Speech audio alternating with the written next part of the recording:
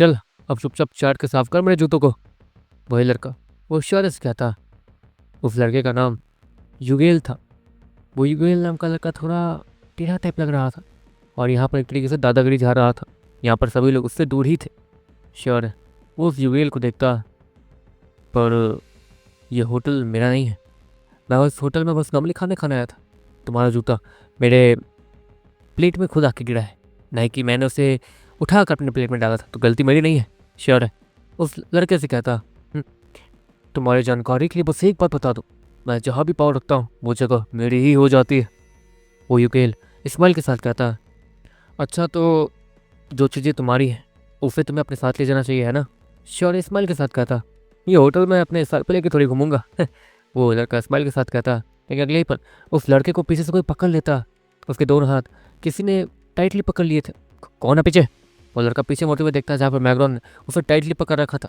दूसरी तरफ वो लड़का सामने देखता है जहाँ पर शौर्य उससे अजीब से जूठे प्लेट को जिसमें उसने जूते डाल रखे थे वो लेके आ रहा था। अब जिस चीज़ पे तुमने पाँव रख दी वो तुम्हारी हो गई, तो अपना खाना खाए बिना जा रहे हो, ये गलत बात है। शौर्य इतना कहने के बाद वो गंदा सा खाना सीधे उस आदमी के मुंह में डालना शुरू कर देता। लेकिन वो युगेल बार बार उस खाने को उगल देता था, लेकिन उस खाने का थोड़ा सा हिस्सा उसके मुंह में गया तो था, इसलिए उसे उल्टी आ रही थी। शौर्य आखिरी के कुछ निवाले और कुछ खाने सीधे उसके सर पर डाल देता और उसके सर पर उड़ेल देता, जिसके बदले में बैकग्राउंड अब उसे छोड़ देता। वो युगेल जैसे ही छूटता है वो सीधे शौर्य के ऊपर अपना पंच मारने के लिए आगे बढ़ जाता। लेकिन अगले पल युगेल के पाँव के पास कुछ तो आता, जिसके कारण वो लड़खड़ाते हुए सीधे जाकर सामने मौजूद टेबल पे जूठे बर्तनों पे जाके गिरता। तुम्हारी तो। इतना कहने के बाद वो लड़का पीछे मुड़ता है, लेकिन शौर्य और मैग्रॉन वहाँ से जा चुके थे। वो सभी जितने भी लोग वहाँ मौजूद थे वो सभी हैरान होते ही आखिर दो बच्चों ने उस युगेल का ये हाल कर दिया था। कब तक बच के भागोगे? यहाँ मैंने अपनी ताकत का इस्तेमाल नहीं किया था, वो युगेल सभी को सुनाते हुए कह रहा था। लेकिन उसने अपनी ताकत का इस्तेमाल किया था। एक तरीके से युगेल को याद है, युगेल सबको ये दिखाना चाह रहा था कि अगर वो अपनी ताकत का इस्तेमाल करता तो यहाँ पे परेशानी हो सकती थी, इसलिए वो यहाँ पर ताकत का इस्तेमाल नहीं कर रहा था। सभी लोग युगेल को ही अच्छा मानने लगे और एक तरीके से शौर्य मैग्रॉन को थोड़ा हैरानी भरी नज़रों से देखने के और उसके बारे में सोच रहे थे। दूसरी तरफ शौर्य और मैग्रॉन अपने कमरे में आ गए थे। पता नहीं वो छोटू कहाँ होगा, शौर्य थोड़ा उदास होते हुए कहता है। ऑफकोर्स वो दी जनरल डाक के अंडे से जो वो छोटा बेबी निकला था वो कहीं गायब ही हो गया था और शौर्य को मिल नहीं रहा था। शौर्य को डर लग रहा था कि कहीं उससे कुछ हो ना गया। घबरा मत, वैसे अगर उसमें इतना दिमाग है कि वो तुम्हारे पास आके तुम्हारे गोद से आता तब तो वो जिंदा होगा। मैग्रॉन शौर्य से कहता है। हाँ, उम्मीद है कि यही हुआ। ऐसा हमें जल्द से जल्द ताकतवर होना होगा। वो महाराज काल वो करीब 1 साल तक ही सोया रहेगा, तो हमें 1 साल में करीब इतना ताकतवर होना है या फिर हमें कुछ ऐसी चीज़ें हासिल करनी होगी जिससे हम लोग उस महाराज काल के बच्चे को मार सकें। श्योर, मैग्रॉन से कहता। तो अभी के लिए क्या सोच रहे हो? मैग्रॉन स्माइल के साथ कहता। "हम्म, जहाँ तक है मेरे पास गोश्त कटाना और ये जैरेक्स स्वॉर्ड है, डार्क जैरेक्स स्वॉर्ड। तो इन दोनों में से मैं किसी एक का ही इस्तेमाल कर सकता हूँ। रही बात डार्क स्कल वेपन की, तो उससे तो मैं अपने जैरेक्स या फिर गोश्त कटाना के साथ कंबाइन कर सकता हूँ, क्योंकि वो एक स्किल है और वो किसी भी स्वॉर्ड या फिर कटाना पर अप्लाई हो जाएगी। एक तरीके से दोनों ही चीज़ें मेरे लिए बहुत ज़्यादा ज़रूरी है। तो मुझे एक ऐसी स्किल चाहिए होगी जिससे मैं अपने दोनों ही तलवार और कटाना को एक साथ चला पाऊँ और उसे चलाने में बहुत ज़्यादा माहिर हो जाऊँ। श्योर है, मैग्राउंड कहता। "हम्म, ऐसी चीज़ों का तो मैं एक्सपीरियंस ले चुका हूँ, लेकिन मेरे दिमाग के अंदर भी तो सब कुछ खाली है। लेकिन मैं तुम्हें कुछ सिखा भी नहीं सकता क्योंकि मेरा दिमाग खाली है। अगर सच में मेरी याददाश्त मेरे पास होती पूरी तरीके से, मेरी सारी स्किल्स सब कुछ, तो मैं तुम्हें काफ़ी कुछ सिखा सकता था। लेकिन अभी के लिए तो मैं तुम्हें सॉरी के अलावा कुछ नहीं कर सकता हूँ। बैकग्राउंड श्योर कहता है। कोई बात नहीं, अब हमें सब कुछ शुरू से करना ही है तो सब कुछ शुरू से ही सही। श्योर इतना कहने के बाद खड़ा हो जाता है और अपने थोड़े बहुत सामान को भी पैक कर लेता। तो अब शहर जाना है? बैकग्राउंड श्योर से कहता। यहाँ रुकने का कोई फ़ायदा है नहीं, यहाँ पर हमें कोई फ़ायदा होने नहीं वाला। और मुझे अभी अभी याद आया कि वही ये महाराज काल, उसके बाद मैं सोचती मुझे ताकतवर बनने की खुजली मच गई है। तो अब श्योर इतना कहता है और मैग्रॉन के कपड़े को उसके मुंह पे फेंक के मारता क्योंकि वो उसे पैकिंग के लिए कह रहा था। मैग्रॉन वो भी अपनी पैकिंग अच्छे से कर लेता है और वो लोग वहाँ से निकल जाते हैं। वो दोनों ही यहाँ की बड़ी बड़ी बिल्डिंगों के ऊपर से छलांग लगाते हुए तेज़ी से जा रहे थे।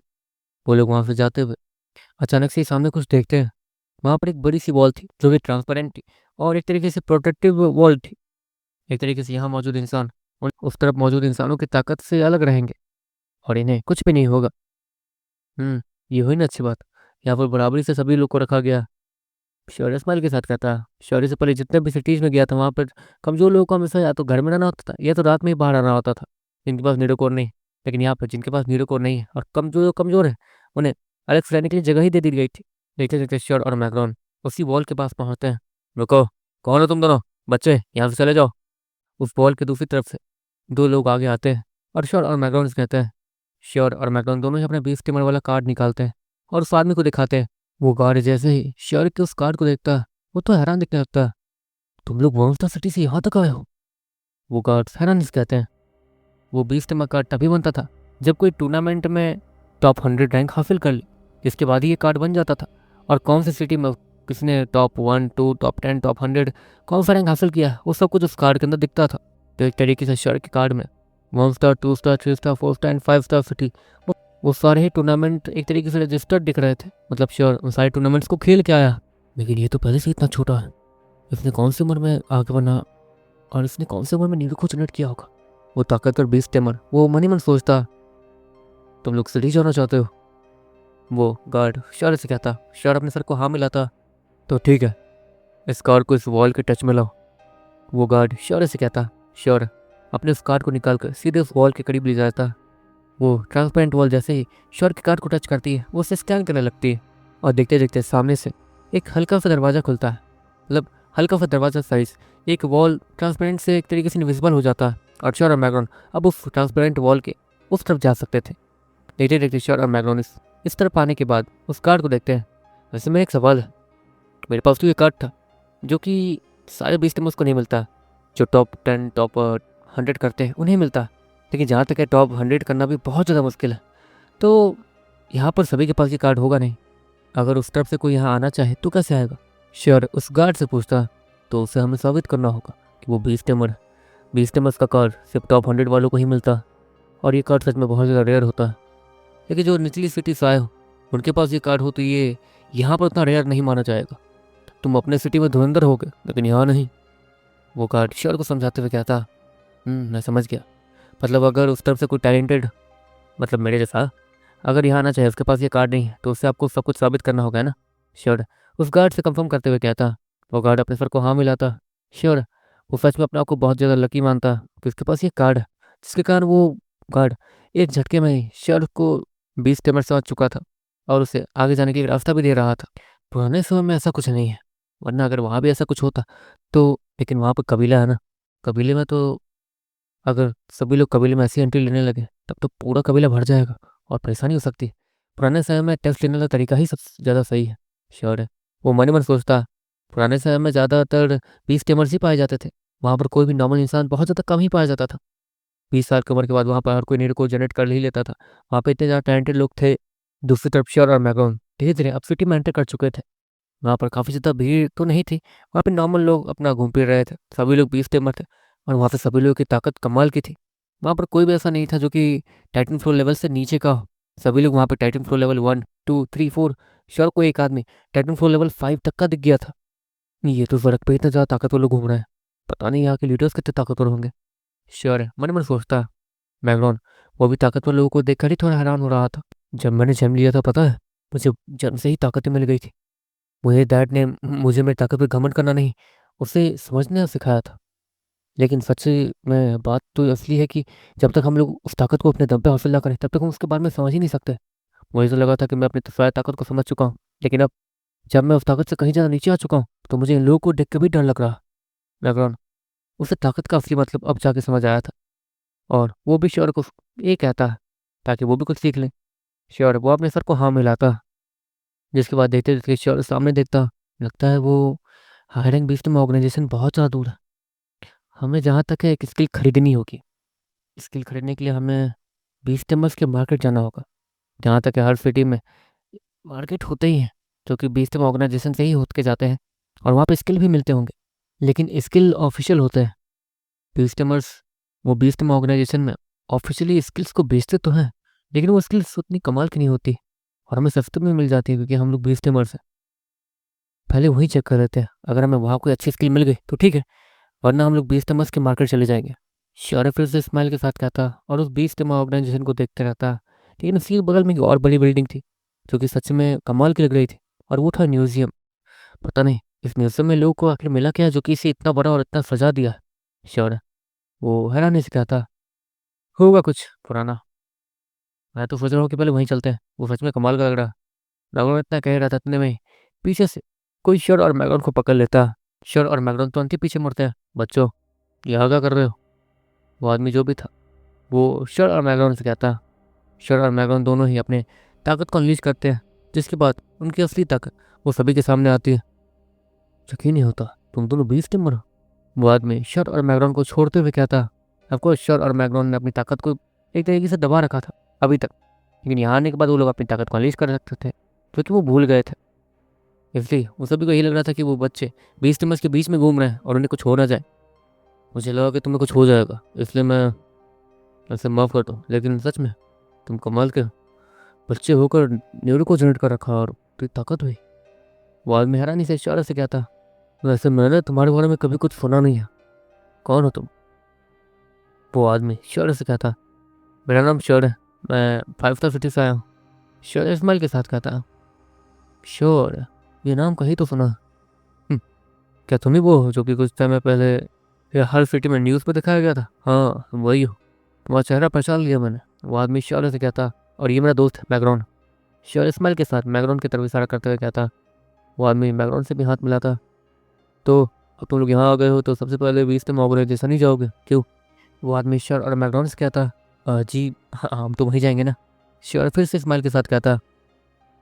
लेकिन मेरी मानो तो अगर तुम लोग अपने आप को थोड़ा टैलेंटेड समझते हो तो उस म्यूज़ियम जाओ।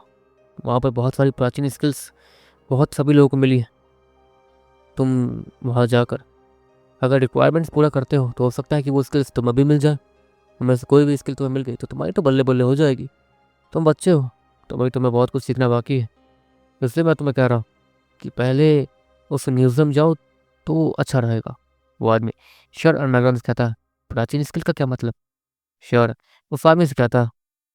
प्राचीन स्किल, हमें बहुत सारे पुराने बीस्टो कैप्सूल्स मिले, उनमें से बहुत सारे डायनासोर्स कैप्सूल्स भी थे।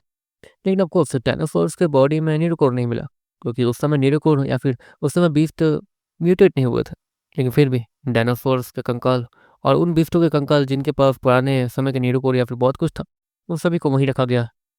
यहाँ के लीडर्स के पास उन प्राचीन बीस्टों के नीरोकोर लिक्विड उसे उन लोगों ने एक तरीके से अपने एक्सट्रैक्टिंग पावर्स को 10% प्योर कर लिया। जिसके कारण अब यहाँ पर उन लीडर्स को तो इतनी आसानी से कोई हरा नहीं सकता। मैं मतलब हरा ही नहीं सकता। लेकिन उन्हीं सारी चीज़ों के साथ बहुत सारी अजीबोगरीब स्किल्स भी उन 20 टिमर्स को वहाँ मिली थी, जो कि उनके काम की तो बिल्कुल नहीं थी और उनके समझ के भी बाहर थे। इसलिए उन स्किल्स को अगर कोई समझ ले और उसे प्रैक्टिस करने में कामयाब हो जाए और वो स्किल अगर किसी को चुन ले तो एक तरीके से वो स्किल तुम्हारी हो जाएगी। वो आदमी श्योर से कहता। श्योर वो कुछ सोचने लगता। लेकिन वो स्किल हमें कैसे चुनेगी? श्योर वो था सोचते हुए कहता। "हम्म, वो कोई आम स्किल नहीं है। स्किल्स के भी लेवल होते हैं। स्किल्स मतलब नॉर्मल वाली स्किल्स, ठीक है। दूसरी स्किल होती है जिसका नाम होता है जीन बॉडी स्किल, और तीसरी होती है trouble gene body skill. Gene body skill एक ऐसी स्किल होती है जो कि अपने मास्टर को खुद ही चुन लेती है। अगर उसका मास्टर उसे सीखने के लायक है तो उसे सीख सकती है। जीन बॉडी स्किल से एक तरीके से समझ लो जैसे पुराने समय में बीस्ट मस्ट थे, उन लोगों ने इस स्किल के अंदर अपना एक हिस्सा छोड़ रखा होगा। अगर तुम उस स्किल को सीखने में कामयाब हो जाते हो थोड़ा सा भी, तो वो मतलब वो हिस्सा वो तुम्हें अपने स्किल को सीखने के लिए चुनेगा और तुम्हें काफ़ी सारी चीज़ें सिखा भी देगा तुम्हारे दिमाग के अंदर घुस के। वो आदमी श्योर से कहता। "हम्म, मतलब इस तलवार के ऊपर जो स्किल लिखी थी जेडिक्स स्वॉर्ड के ऊपर, वो एक जीन बॉडी स्किल थी?" श्योर है हैरानी से कहता। तो ठीक है, वो इतना ही कहना चाहूँगा। तुम लोग अभी यहाँ नए हो तो अभी के लिए तो तुम पहले यहाँ घूमो फिरो। बीफ टीम ऑर्गेनाइजेशन बाद में जाना, क्योंकि तुम लोग छोटे हो ना, तुम्हें वहाँ जल्दी एंट्री भी नहीं मिलेगी। वो आदमी इशारे से कहता और वहाँ से उसे बाय करते हुए चला जाता। लेकिन श्योर के पास तो वो कार्ड था, इसलिए श्योर को ज़्यादा टेंशन थी नहीं कि उसे ज़्यादा टफ देने होंगे। अच्छा सुनिए, ट्रबल जीन स्किल्स का क्या होता है, मतलब उसके बारे में तो बताइए। श्योर ट्रबल जीन स्किल के मतलब ट्रबल जीन बॉडी स्किल के बारे में उस आदमी से कहता। उसके बारे में तुम्हें तो क्या किसी को भी नहीं पता। ऐसी स्किल्स एग्जिस्ट भी करती हैं या नहीं वो भी किसी को नहीं पता। बीफ टेमर्स ने उसे बस किस्से कहानियों में ही पढ़ा है और देखा, और रही बात उसमें होता क्या वो किसी को नहीं पता। वो आदमी इतना कहते हुए वहाँ से पलट के चला जाता है। मतलब हमारे पास जो कुछ स्किल्स है वो एक तरीके से हो सकता है ट्रबल जीन बॉडी स्किल ही हो। श्योर, मैं कौन सा कहता। डिफिकल्ट का तो मैं मान सकता हूँ। जहाँ तक है अब इनमें फ़र्क क्या है वो भी मुझे नहीं पता। लेकिन अगर हमारी स्किल्स छोटी भी हुई और नॉर्मल भी हुई तो भी हमारे स्किल्स के अंदर इतनी ताकत है कि हम लोग अपने स्किल्स को लेवल अप कर सकते हैं। बाकी जो स्किल्स, जैसे कि इस आदमी ने कहा जीन बॉडी स्किल, वो स्किल अगर लेवल अप करना चाहें हम लोग तो नहीं कर पाएंगे। एक टाइम के बाद हमें उस स्किल को यूज़ करना छोड़ना होगा। लेकिन हमारे पास जो स्किल्स है, जैसे कि डार्क स्कल ब्लेड स्किल, तुम्हारी डार्क वॉइड, ये सब कुछ एक तरीके से तुम्हारी ताकत के साथ ही लेवल अप हो रही है। तो एक तरीके से तुम इन स्किल्स को भी इन फ्यूचर ले जाकर ट्रबल जीन बॉडी स्किल्स में बदल सकते हो। लेकिन भविष्य में, बैकग्राउंड शेयर से कहता, हमारी ताकत कम है, इसलिए हमने जब इस स्किल को सीखा तो एक तरीके से छोड़ो, अभी इसके बारे में बात करने का कोई फ़ायदा नहीं। इसी बहाने हमें कुछ स्किल्स के बारे में भी तो पता चला, और इससे हमें ये भी पता चला कि स्किल्स भी डेवलप होती हैं और हमारे पास लकीली ऐसी स्किल्स हैं जो कि डेवलप हो सकती है हमारी ताकत के साथ साथ। तो बस हमें ताकतवर होना है और हमारी skill trouble gene body skill में बदल जाएगी, जिसके बाद हमें और भी नई चीज़ें मिल पाएंगी। रही बात जीन बॉडी स्किल की, वो तो हमारी स्किल्स के अंदर पहले से ही थी। मतलब जैसे कि उसके अंदर किसी के दिमाग का हिस्सा होना, जनरल डार्क, उनके दिमाग का हिस्सा भी एक तरीके से डार्क स्कल ब्लेड उसके अंदर था। डार्क वॉइड वाली वो आर्मर वाली स्किल, उन सभी के अंदर उसके दिमाग का हिस्सा था। तुम्हारे डैड की स्किल टिपिकल, उसके अंदर भी तुम्हारे डैड का एक हिस्सा था जो कि बाहर आकर हमें सब कुछ समझा के गए थे। यही बात ट्रबल जीन बॉडी स्किल इनमें से कोई है भी या नहीं वो हमें नहीं पता, क्योंकि ट्रबल जीन स्किल बॉडी उसका फ़ायदा क्या क्या होता है या फिर कुछ भी वो हमें नहीं पता, और इसके बारे में हमें इन फ्यूचर ही पता चलेगा। लेकिन अभी के लिए जीन बॉडी स्किल हमें इस पर फोकस करना होगा। ट्रबल जीन बॉडी स्किल, इसके बारे में किसी को कुछ पता ही नहीं है। हमारे पास भी जो ये स्किल है उसके बारे में हमें कोई अंदाज़ा नहीं है कि ये कौन सी स्किल है। श्योर, अब लगातार स्किल्स की ही बातें किए जा रहा था। ऑफ कोर्स, श्योर को जब ये पता चला कि इस दुनिया में और भी अच्छे अच्छे स्किल्स के नाम और रैंक एग्जिस्ट करते हैं, तो वो बार बार अपने स्किल्स को ज़्यादा ताकतवर प्रूव करने में लग गया था। अरे ठीक है, वापस शांत हो जाओ। हमारे स्किल्स के पास ऐसी ताकत है जिससे हम लोग अपनी स्किल्स को ताकतवर बना सकते हैं। तो हमारी स्किल सबसे अलग है, दूसरे स्किल से कंपेयर मत करो। बैकग्राउंड वो श्योर को समझाते हुए कहता ताकि श्योर शांत हो जाए, और श्योर शांत हो भी जाता है। आगे बढ़ते बढ़ते वो लोग करीब एक रात गुजार देते हैं।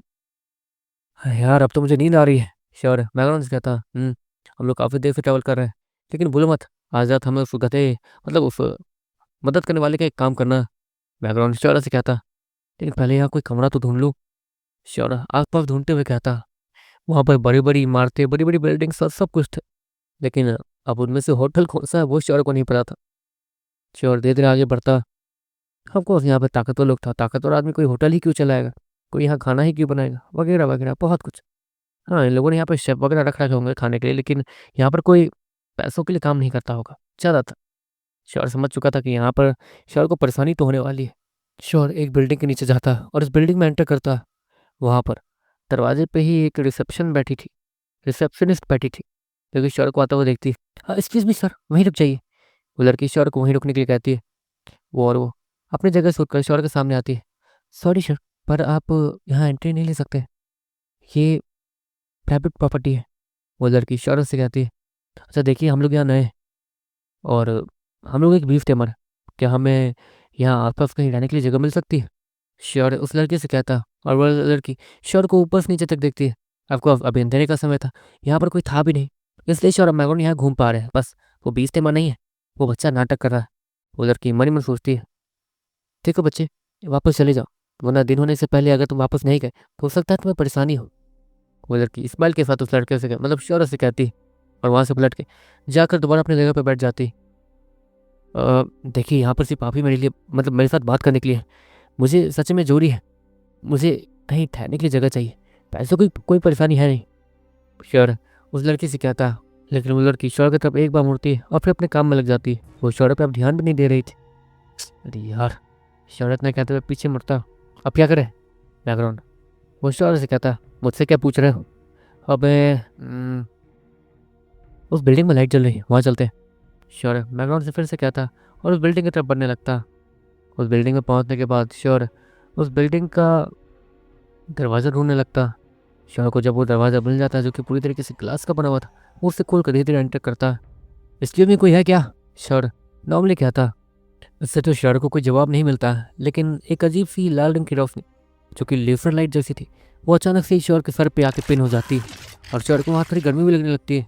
लेकिन शौर्य जैसे ही वहाँ से हटने की कोशिश करता है, अगले ही पर वहाँ पर एक अजीब सी आवाज़ आती है। इसका मतलब शौर्य समझ गया था, किसी ने शौर्य के सर के ऊपर एम करके रखा हुआ था। अगर शौर्य हिला तो पक्का कोई ना कोई इसके सर की तरफ फायर कर देगा। अब वो क्या है, क्यों है, वो शौर्य को नहीं पता चल रहा था। लेकिन शौर्य को सामने अंधेरे में एक अजीब सी रोशनी दिख रही थी, जो कि आंखें थी, अजीब सी पीले रंग की आंखें, और वो किसी टाइप की लाइट थी, लाइट वाली आंखें। अब ये क्या नाटक है? शौर्य वो हैरानी से कहता,